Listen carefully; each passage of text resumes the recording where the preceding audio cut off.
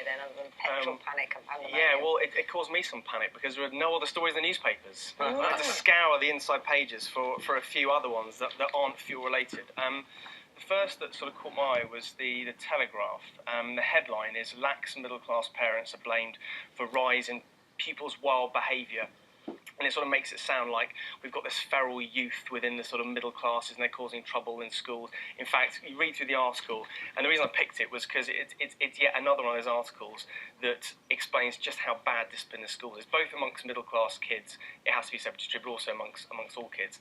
And according to this, the article, the Association of Teachers and Lecturers has surveyed its members, and in the last 12 months, staff are routinely pushed, scratched, bitten, kicked, spat at. I mean, this is normal sort of standard fare. I mean, I hope teachers are getting some sort of self-defence lessons at Teacher Training College. I mean, I think everyone's now got a story of a mate who's a teacher who's been attacked in some way, and this just kind of reinforced it. And lots of people kind of, who are probably my age, think about, you know, career change, will be going to teaching, and these kind of stories, you know, make you think, would you do it? And it's not just middle sort of schools or sort of secondary school. There's a quote here from a teacher from a primary school. Pupils know there is little that the staff can do to enforce discipline. They're not afraid.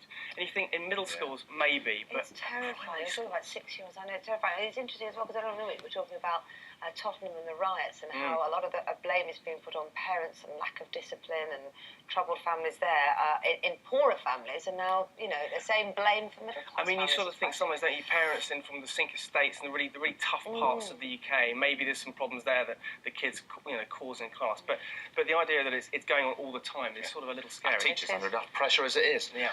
We've got time for one more story that you've picked out there. Slightly related to this, the last one, Dan. A month by the beach by law.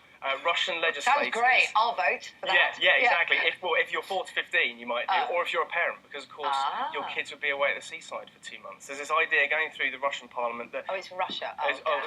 Sorry. You might have to emigrate. I'm afraid. Okay. Yeah. All kids aged of 4 to 15 are going to be sent away to a sort of a Russian. It says summer camp. I reckon it'd be more like kind of a Putin boot camp, really. You will have fun. Build a sandcastle. Fun. Exactly. Lots of judo. Yeah. That'll teach. Maybe that's what we're doing with our lax feral youth. That's the idea. I like it, especially if someone else is paying. That would be good, wouldn't it? Ollie, thanks very much. You're coming back later, aren't you? Still to come one day.